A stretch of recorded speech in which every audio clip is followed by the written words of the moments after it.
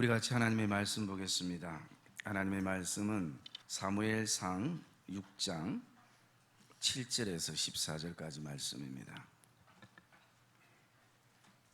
그러므로 새 수레를 하나 만들고 멍에를 메어 보지 아니한 젖나는 소 2마리를 끌어다가 소의 수레를 메우고 그 송아지들은 떼어 집으로 돌려보내고 여호와의 계를 가져다가 수레에 싣고 속건제로 드릴 금으로 만든 물건들은 상자에 담아 궤 곁에 두고 그것을 보내어 가게 하고 보고 있다가 만일 걔가 그 본 지역 길로 올라가서 베스메스로 가면 이 큰 재앙은 그가 우리에게 내린 것이요 그렇지 아니하면 우리를 친 것이 그의 손이 아니요 우연히 당한 것인 줄 알리라 하니라. 그 사람들이 그같이 하여 젖나는 소 2를 끌어다가 수레를 메우고 송아지들은 집에 가두고 여호와의 계와 및 금지와 그들의 독종의 형상을 담은 상자를 수레 위에 실으니 암소가 베세메스 길로 바로 향하여 대로로 가며 갈 때에 울고 좌우로 치우치지 아니하였고 블레셋 방백들은 베세메스 경계선까지 따라가니라. 베스메스 사람들이 골짜기에서 밀을 베다가 눈을 들어 궤를 보고 그 본 것을 기뻐하더니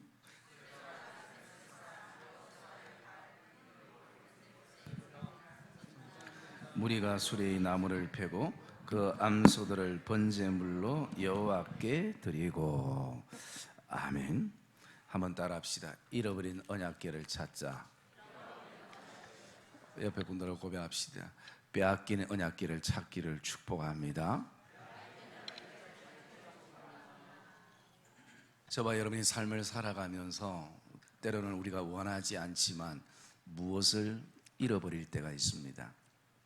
그것이 우리의 삶에 그다지 큰 역할을 하지 못하는 부분에 대해서는 그냥 잠시 아깝다는 생각으로 잊어버리기도 하지만 때로는 우리의 삶에 그것이 꼭 필요할 때는 어떤 대가를 지불해서 그것을 다시 우리의 품으로 넣기도 하는 것입니다. 그런데 때로는 어떤 대가를 지불해도 그것을 다시 찾을 수 없는 그런 삶의 영역이 우리에게 있을 수 있습니다. 그러면 굉장히 마음이 힘들고 아프기도 합니다. 잃어버린 것에 대해서 마음이 아프고 힘든 것보다 더 힘들고 아픈 것은 빼앗기는 것입니다. 내가 힘이 없어서 빼앗기고 또 그 소중함과 그 가치를 잘 몰라서 빼앗길 때에 그것만큼 우리의 마음을 힘들게 하는 부분들이 없음을 우리가 우리의 삶에서 느끼게 되어집니다. 오늘 우리가 읽었던 본문의 내용도요 4장에서부터 이렇게 쭉 그 내용을 살펴보면 이스라엘 백성들이 블레셋과의 그 전쟁 속에 진행이 되었던 사건입니다. 이스라엘 백성들이 블레셋과 전쟁할 때마다 블레셋이 계속 그 전쟁에서 패배를 하게 됩니다. 그래서 이들이 우리가 이 패배하는 것은 언약궤를 가지고 나가지 못했기 때문이 아닌가. 그래서 언약궤를 가지고 나갑니다. 그런데 언약궤를 가지고 나갔음에도 불구하고 이스라엘 백성들이 그 전쟁에서 패배하고 심지어 그 귀한 언약궤까지 빼앗깁니다. 블레셋 백성들은 자신들의 그 승리를 환호하면서 그 빼앗은 언약궤를 자신들의 신이 있는 다곤상 옆에 세워뒀습니다. 근데 그 다음날 아침에 보니까 이 다곤상이 온몸이 다 팔이 떨어져 나가고 다리가 떨어져 나가는 사건이 일어나게 됩니다. 그 다음날 보니까 이번에는 다시 만들어 세워놓은 다곤상이 팔다리가 떨어져 나갈 뿐만 아니라 그 법궤 앞에 엎드려져 있는 것이. 그래서 이 사람들이 이것은 여기 놔둬서는 안 되겠다 싶었습니다.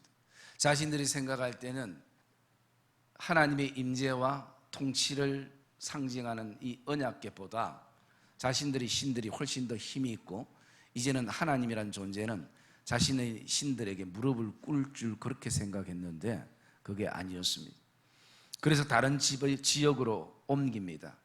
그런데 언약궤가 옮길 때마다 그 땅에 하나님께서 재앙을 내리시고 여러 가지 악한 그 그 독종을 통해서 그 백성들을 힘들게 했던 사건이 계속 반복됩니다.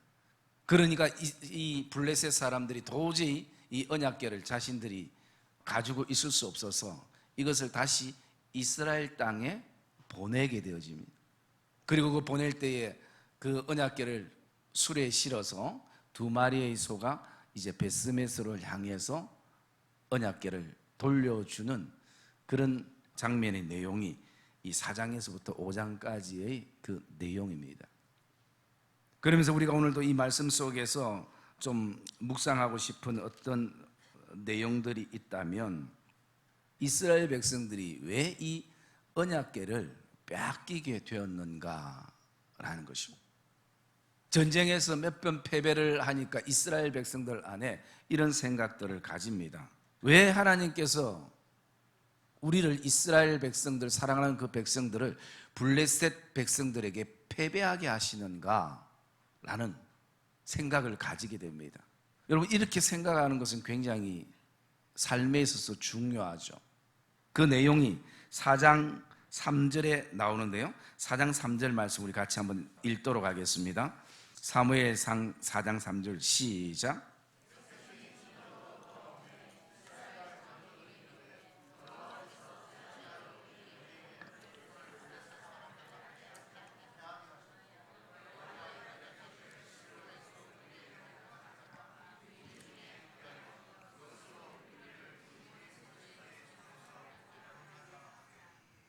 백성들 안에 왜 우리가 이 전쟁에서 패배했을까? 원인이 뭘까? 이런 어떤 마음을 품게 되어집니다. 그러면서 그들이 내렸던 결론은 우리가 실로에 있는 언약궤를 가지고 그것으로 우리의 원수들의 손에서 구원하게 하자라는 결론을 가지게 됩니다. 여러분, 그들이 끊임없이 전쟁에 실패했다면 하나님이 무엇을 원하시는가? 하나님께서 정말 우리에게, 모든 전쟁은 하나님의 손에 달려있는데 하나님께서 이 전쟁을 충분히 이기게 하실 분이, 능력이 있고 그런 힘이 있는 분이 왜 우리 편이 되어주지 않는가? 하나님께 묻고 하나님의 음성에 귀를 기울이는 이 시간들이 전쟁에는 굉장히 중요한 시간입니다. 그런데 이들은 너무나 성급하게 결론을 너무 빨리 내리는 것이에요. 그래서 내렸던 결론이 언약궤를 가지고 나가자라는 것입니다. 그런데 언약궤를 가지고 나갔어도 그 언약궤가 아무 힘을 쓰지 못하고 패배하고 말았습니다. 이들이 언약궤를 빼앗기는 그 이유를 보면요, 우리가 2가지를 묵상하게 됩니다. 첫째는 뭐냐면 미신주의라는 것이에요. 이 말은 어떤 말이냐면, 언약궤는 아무것도 아닙니다. 언약궤를 통해서 역사하시는 하나님, 그래서 그 언약궤는 이스라엘 백성들에게 하나님의 임재를 상징하고, 그리고 또 하나님의 통치를 우리가 원합니다라는 그 고백의 상징이 언약궤인 것입니다. 항상 하나님이 백성들과 함께 한다는 그 약속의 상징인 것이에요. 그러나 백성들이 어느 순간부터 하나님은 보이지 않고 보이는 언약궤를 더 따르기 시작합니다. 그냥 언약궤만 있으면 되는 것이에요. 그래서 그들에게는 어느 순간부터 언약궤가 그들에게는 우상이 되어버린 것이에요. 이게 어떻게 바라보면 미신주의가 이들을 언약궤를 빼앗기게 만든 것이에요. 그들이 아무리 언약궤를 수십 개 수백 개 가져가도 하나님께 마음을 두지 않으면 그 전쟁은 이길 수가 없는 것입니다. 그러나 언약궤가 크기를 떠나서 언약궤 하나라도, 그 언약궤를 통해서 하나님을 바라본 이스라엘 백성들이 삶과 믿음과 모습이 있었다면 그 전쟁은 하나님이 도우시고 함께 하시는 것입니다. 왜냐하면 그 언약궤를 블레셋 사람들이 자기들의 신들 옆에 놨을 때 하나님은 스스로 그 법궤를 지키셨습니다. 다곤상을 엉망으로 하나님이 만들어 버리신 것입니다. 여러분, 저와 여러분 오늘도 믿음의 삶을 살아가다 보면 어느 순간부터 우리에게도 눈에 보이는 어떤 형상이 우상이 아니라 눈에 보이지 않는 어떤 형상이 우리에게 우상이 되어지기도 하는 것입니다. 그 다음에 두 번째는요, 이들이 언약궤를 왜 빼앗겼는가? 형식주의에 흐르기 시작했다는 것입니다. 여러분, 처음 언약궤를 받았을 때는 그런 마음이 아니었을 것입니다.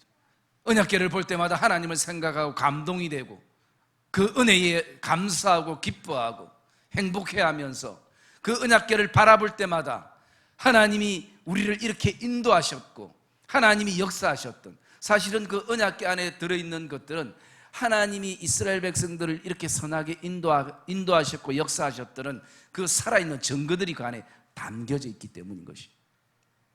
그런데 어느 순간부터 그냥 형식에 치우치기 시작합니다. 이 언약궤를 가지고 나오고 움직이는 것이 하나의 어떤 순서에만 집중하게 되는 것이, 내용은 없는 것이, 마음을 쏟아야 되는데 그냥 형식만 갖추면 그들이 된다고 생각했습니다. 왜 이들이 이런 형식을 갖추기 시작했는가? 그것은 이 전쟁에서 이겨야 될 이유인 것입니다. 이 전쟁을 이겨서 하나님의 영광을 선포하고 하나님의 살아계심을 우리가 이방 민족에게 보여주자, 이게 본질이 아니라 전리품이 더 마음에 있는 것입니다. 이 전쟁에 이길 때 우리에게 얻어지는 그 전리품들, 그것에 마음이 있으니까 하나님에 대한 마음은 사라지고 하나님이 목적이 아니라 전리품이 목적이 되어지는 거예요. 그러니 오늘도 그들의 예배가 그냥 형식인 것이, 왜? 전리품이 필요하기 때문인 거죠. 이런 백성들의 마음을 누구보다도 잘 아시는 분이 하나님이신 거죠. 그래서 하나님께서는 그들이 아무리 그 전쟁 속에 언약궤를 들고 가도 하나님의 역사는 일어나지 않은 것입니다. 그래서 우리가 이 말씀들을 묵상하면서 저와 여러분의 삶 안에도 혹시라도 잃어버린 언약궤가 있다면, 또 혹시라도 힘이 없어서 그 소중함을 알지 못해서 빼앗긴 언약궤가 있다면 우리가 이 예배의 시간을 통해서 다시 한번 되찾는, 하나님의 은혜 가운데 회복하는 그런 이 복된 예배가 되기를 주님의 이름으로 축복합니다. 이 언약궤 안에는 세 가지가 들어있었습니다. 첫째는 뭐냐면 아론의 쌍난 지팡이, 두 번째는 모세가 받은 십계명의 그 돌판, 세 번째는 하나님이 그들에게 은혜 가운데 주셨던 만나가 담겨져 있는 항아리, 이것이 언약궤 안에 담겨져 있었습니다. 여러분, 먼저 우리가 혹시 우리의 삶 가운데 빼앗긴 그 언약궤 안에 담겨져 있는 아론의 쌍난 지팡이가 무엇을 의미하는가? 그것은 그리스도의 권위에 대한 순종인 것입니다. 우리가 다시 한번 순종을 찾아야 되는 것입니다. 여러분, 분명 구원은 오직 하나님의 은혜로 받습니다. 그러나 이 땅의 축복은 순종할 때 복을 받고 누리게 되어지는 것입니다. 이 아론의 쌍난 지팡이의 그 배경은 이렇습니다. 레위 지파의 모세와 아론이 지도자로서 서게 될 때에 다른 지파 사람들이 계속 불평과 원망이 일어났습니다. 그래서 하나님께서 각 지파마다 마른 막대기 한 개씩을 다 여호와의 언약궤 앞에 세워둬라. 그래서 그 다음 날 보니까 이 세워둔 다른 지파의 지팡이에는 아무 변화가 없었는데 아론의 지팡이에만 순이 돋고 싹이 나고 잎이 나면서 살구 열매가 맺혀졌습니다. 그건 뭐냐면 하나님께서 지도자로 인정해 주셨다, 선택했다라는 의미인 것입니다. 그래서 그 당시의 어떤 배경은 무엇을 말하고 있는가? 지도자에 대한 순종을 말씀하고 있는 것입니다. 그 지도자에 대한 순종은 지도자의 어떤 그 능력이나 또 달란트나 그 모든 것을 떠나서 하나님이 선택하셨기 때문에 그들이 순종하며 따라가야 될 지도자였습니다. 그 오늘날로 얘기하면 바로 그리스도의 그 권위에 우리가 오늘도 순종하는 삶이 필요한 것입니다. 오늘 이 시대는 모든 신앙이 자기 중심적으로 흘러가기 때문에 순종을 사실은 찾아보기도 힘들고 그런 분들이 너무나 귀한 시대에 우리가 살아가고 있다는 것이. 여러분, 저와 여러분이 오늘도 예수 그리스도의 건의에 다시 한번 순종이 되찾아지는 은혜들이 있기를 주님의 이름으로 축복합니다. 그리고 이 아론의 쌍난 지팡이는 또 다른 측면에서 바라보면 하나님이 우리에게 주신 권세와 하나님의 자녀의 그 능력, 그것입니다. 여러분, 오늘도 정말 어쩌면 이 마른 막대기 같은 우리를 하나님이 택하셔서 이곳에서부터, 바로 나로부터 하나님이 싹이 나게 하시고 순이 돋게 하시고 또 잎이 나게 하셔서 열매까지 이르게 하시는 것, 그것은 하나님이 우리에게 주시는 은혜인 것입니다. 여러분, 자연 만물은 어떤 시간이 분명히 있습니다. 누가 하루아침에 그 죽어있는 마른 막대기에서 순이 돋고 잎이 피고 싹이 나고 열매 맺는 그런 일들을 누가 할 수 있겠습니까? 불가능한 것이죠. 그런데 하나님은 그렇게 하셨다라는 것입니다. 그것이 하나님이 오늘 우리에게 주신, 그리스도인에게 주신 자녀의 권세요, 자녀의 힘과 능력이라는 것입니다. 여러분, 저와 여러분들은 오늘도 세상의 삶 속에서 우리가 좀 그리스도인이라는 소리를 들어야 하는 것이고 예수쟁이라는 소리를 들어야 되는 것입니다. 이 쟁이라는 것은 전문가라는 것을 말하고 있습니다. 거기에 푹 빠진 사람을 말하면 장인을 말하고 있습니다. 그래서 그것이 비록 뭐 세상 사람들 볼 때 나쁜 얘기처럼 들리지만 이 시대에 우리가 좀 들어야 될 얘기는 예수쟁이라는 얘기예요. 진짜 저 사람은 예수에 미친 사람이라는. 그런데 그런 소리를 듣는 성도들이 요즘은 너무나 찾아보기 힘든 시대인 것이죠. 여러분, 그리스도인이 어떤 의미입니까? 오직 그리스도로만 설명되는 사람들이 그리스도인인 것이죠. 세상의 그 어떤 것으로 설명해도 나를 설명할 수 없지만 오직 예수 그리스도를 통해서는 충분히 설명될 수 있는 사람들, 그 사람들이 그리스도인인 것이죠. 그런데 우리는 오늘도 그리스도인이라는 것이 때로는 부끄럽고 때로는 다른 사람들이 몰랐으면 좋겠다라는 생각 속에 살아갈 때 많은 것이죠. 그리고 끊임없이 세상에서 나를 설명할 수 있는 세상의 옷으로 우리를 입고 설명하기를 원하며 살아갈 때도 많이 있는 것이. 그 옷들은 인생의 계절이 바뀌면 벗을 수밖에 없는 것이. 여러분, 저와 여러분에게 영원한 옷은 예수 그리스도의 생명의 그리스도께서 입혀주신 그 구원의 옷인 것을 확신하기를 주의 이름으로 축복합니다. 우리 주변 사람들로부터 내가 그리스도인 것을 그 얘기를 들어야 돼요. 그것이 바로 아론의 상난 지팡이. 거기에는 오늘도 우리가 예수 그리스도의 건의에 순종하는, 그리고 두 번째 들어있던 것이 뭐냐면요, 십계명이었습니다. 십계명은 두 가지로 요약이 됩니다. 1계명부터 4계명까지는 하나님을 사랑하라. 그리고 5계명부터 10계명까지는 내 이웃을 사랑하라. 하나님을 어떻게 사랑하는가? 하나님을 마음과 다하여 뜻과 다하여 정성을 다하여 생명을 다하여 힘을 다하여 주 너희 하나님을 사랑하라. 그리고 이웃은 내 몸과 같이 사랑하라 라는 것입니다. 그래서 십계명의 핵심은 사랑인 것이. 그 사랑도 하나님께서 내가 너를 먼저 사랑한다, 나도 너를 사랑한다, 그 메시지가 십계명 안에 담겨져 있는 것입니다. 여러분, 교회는 오늘도 이 교회를 지탱하는 두 가지 기둥이 꼭 필요합니다. 그 뭐냐면 진리와 사랑인 것이. 어떤 사람이 기둥이 아니라, 목회자가 기둥이 아니라, 담임 목사가 기둥이 아니라, 어떤 영향력을 끼치는 사람들이 기둥이 아니라, 여러분, 우리 교회는 오직 진리와 사랑의 두 기둥이 든든히 세워져 나가기를 주의 이름으로 축복합니다. 여러분, 교회뿐만 아닙니다. 우리 개인의 신앙도 마찬가지. 어떤 인생의 풍파 속에서도 흔들리지 않을 수 있는 것은 두 기둥은 진리와 사랑인 것이.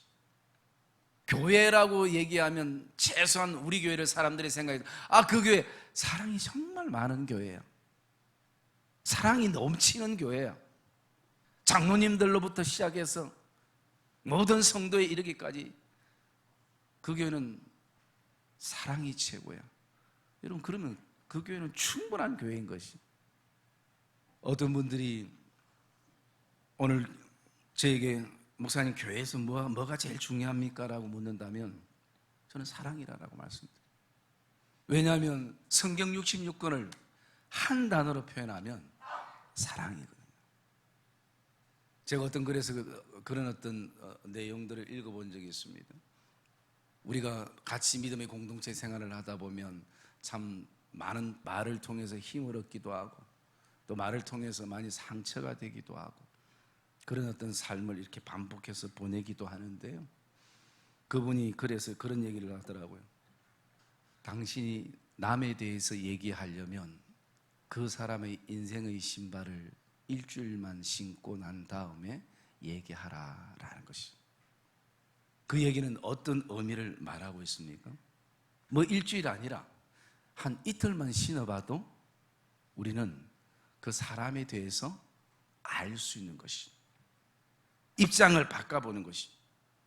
아내의 신발을 신어보고, 남편의 신발을 신어보고, 또 성도의 신발을 신어보고, 또 기관장이나 선한 청지기의 신발을 신어보고, 목회자의 신발을 신어보고, 그 다음에 얘기하라라는 것입니다. 그러면 여러분, 웬만한 거 우리가 사랑으로 품을 수 있지 않겠습니까? 웬만한 거 이해해 줄 수 있지 않겠습니까? 그것이 바로 마른 막대기 같은 정말 삭막한 우리를 무엇이 나를 이토록 사랑의 사람으로 바꾸셨는가? 예수 그리스도의 사랑이죠. 그 십자가의 사랑이 나를 오늘 이렇게 만든 거예요. 이것이 바로 복음이고, 이것이 바로 기쁜 소식이고, 이것은 나뿐만 아니라 모든 사람들이 알아야 될 하나님의 사랑인 것이다. 그래서 저는 혹시 저와 여러분의 삶 안에 너무나 이 각박하고 삭막하고 자기 중심이고, 모든 것이 자기가 최고가 되고, 그리고 또 모든 것이 내 의견대로만 되어져야 될 그런 어떤 시대 속에 사랑이 잃어버리지 않았는가? 우리가 빼앗기고 잃어버린 언약궤가 사랑인가? 여러분, 미움은 힘이 있습니다.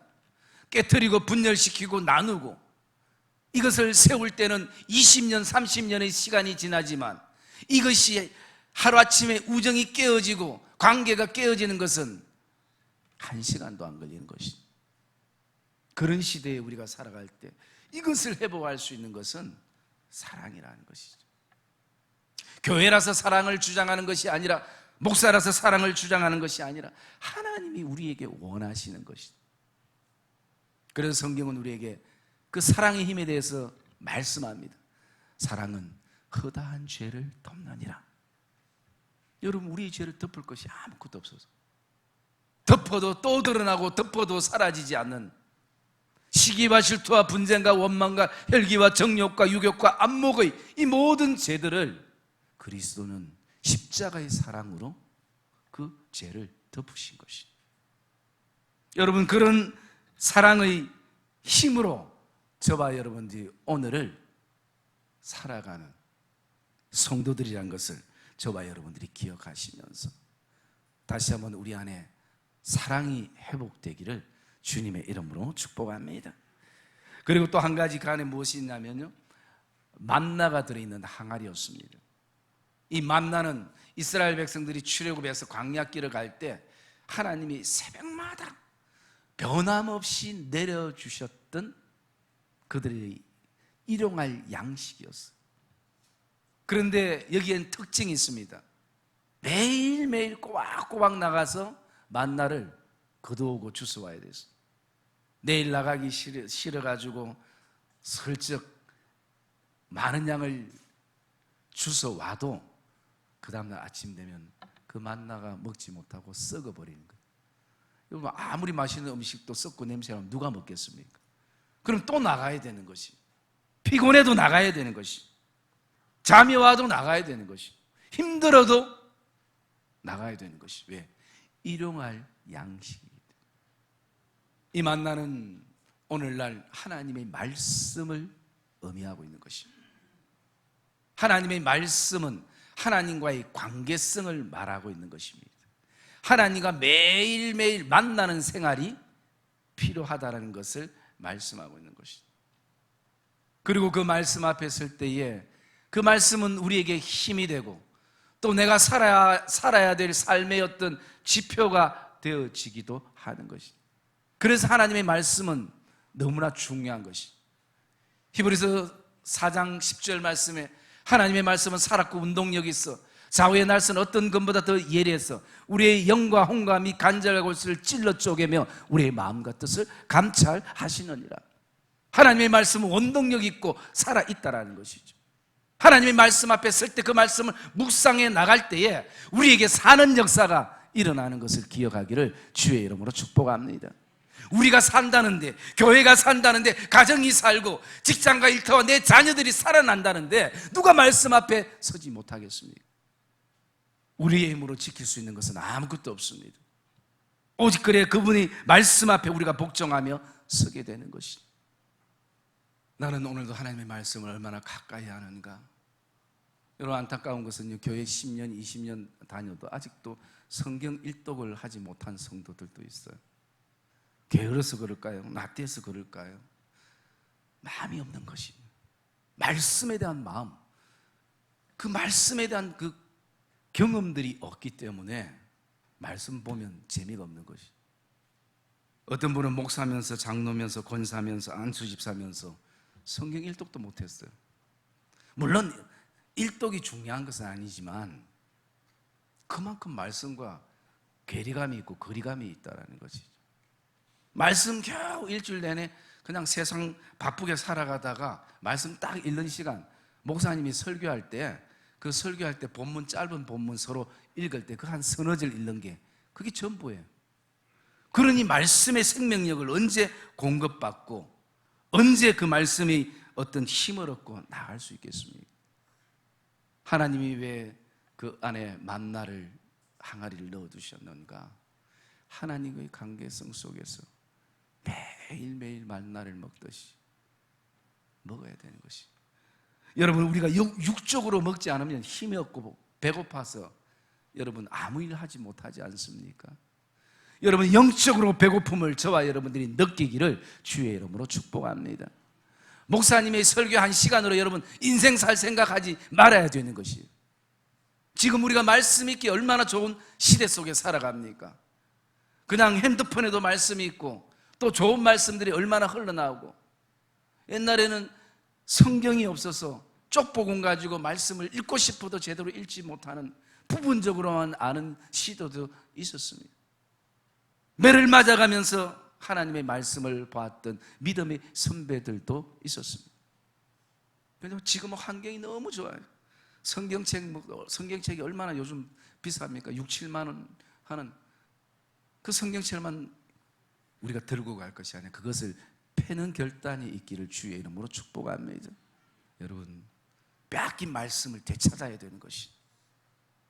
그래서 이 언약궤 안에 담겨있던 이 세 가지는요, 묵상해 보면 이 세 가지는 우리의 힘으로 불가능하고 다 하나님의 은혜로 채워지고, 여러분, 이 언약궤 자체가 어떤 나무입니까?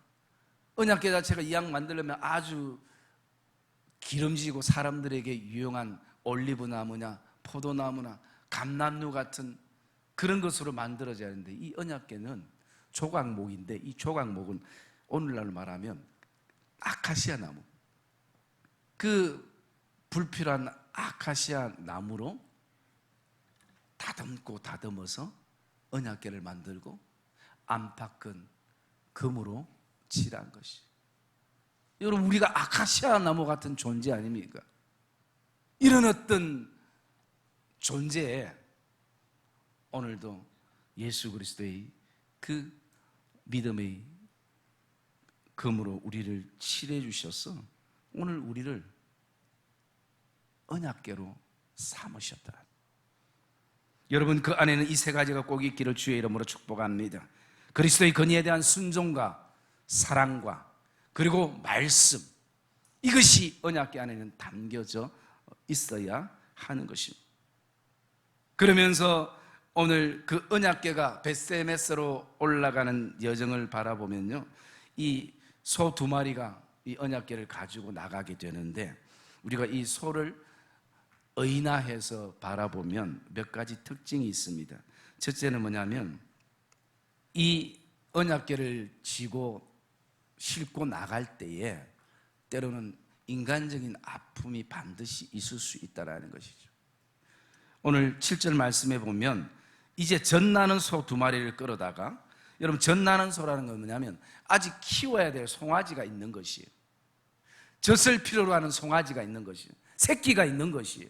그런데 그 새끼를 뒤로 하고 자녀를 뒤로 하고 그들이 벳세메스를 향해서, 목적지를 향해서 나가는 것입니다.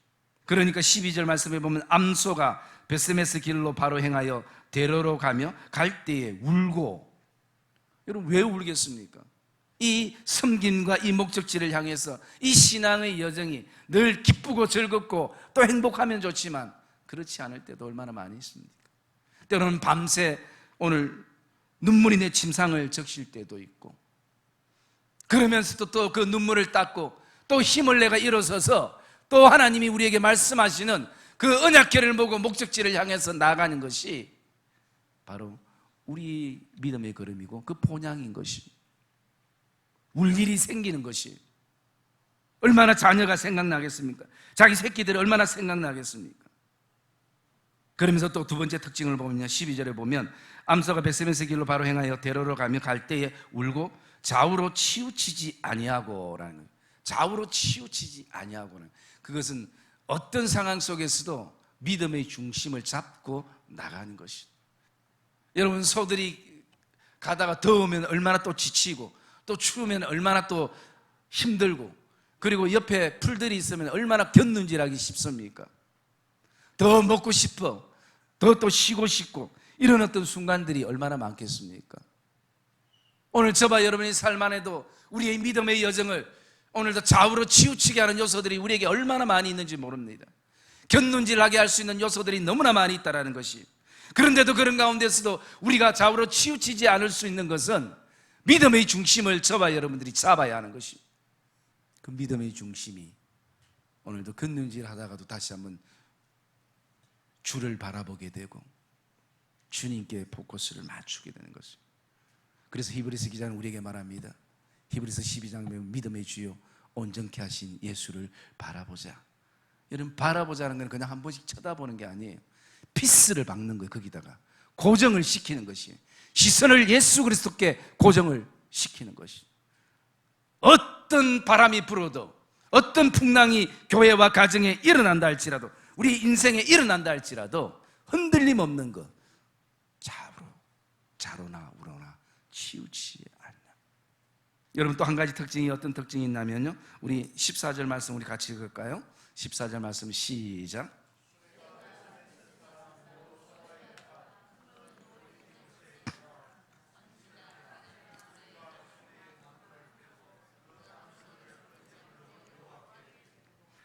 목적지까지 은혜 가운데 도착했습니다.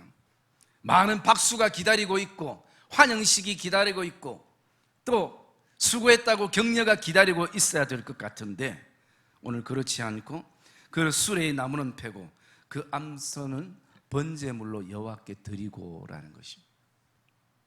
우리가 느낄 수 있는 게 뭡니까? 두 가지입니다. 하나는 끝까지 희생하는 것입니다. 그리고 한 가지는 그 끝은 내 영광이나 내 이름을 거는 것이 아니라 하나님의 영광, 그 끝은 우리가 번제가 되어서 하나님의 기쁨이 되어져야 하는 것입니다. 요즘 사람들은 박수 안 치면 나가야 될 자리도 잘 나가지 않는 것입니다. 인정해 주지 않고 알아주지 않으면, 물론 우리 믿음의 사람끼리 서로 격려가 필요한 것입니다. 그러나 늘 우리 안에 그런 어떤 알아주고 인정하고 그 격려만을 늘 기다리고 늘 토닥거려줘야 되는 그것은 어린아이의 신앙인 것이. 이제 혼자 일어서야 되는 것입니다. 걸어야 되는 것입니다. 또 뛸 때는 우리가 뛸 수 있어야 되는 것입니다. 여러분, 제가 아직도 기저귀를 차고 있다고 생각해 보십시오. 이 나이에 아직도 그걸 구별 못해가 기저귀를 차고 있고 뛰어야 될 때 잘 뛰지 못하고, 그렇다면 얼마나 성도들의 마음이 아프겠습니까? 우리 신앙의 연수 안에도 그렇습니다. 이제는 우리가 좀 더 주님을 닮아가는 것이 이 땅의 목적이기 때문에 더 성숙을 향해서 우리는 나갈 수 있어야 되는 것입니다.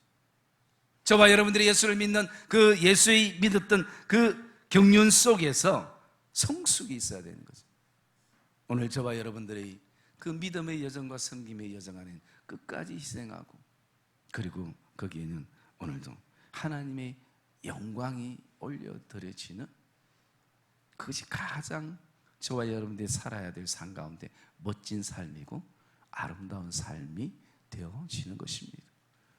사랑의 믿음의 성도님들, 오늘도 저와 여러분의 삶 가운데 혹시라도 잃어버린 언약궤가 있다면, 아니 더 나가서 힘이 없고 그 가치를 몰라서 빼앗겨버린 언약궤가 있다면, 그것이 그리스도에 대한 순종이든 사랑이든 하나님 말씀이든 다시 한번 저와 여러분들이 하나님의 은혜 가운데 회복하고 찾는 역사가 결단이 이 예배 가운데 있기를 주님의 이름으로 축복합니다.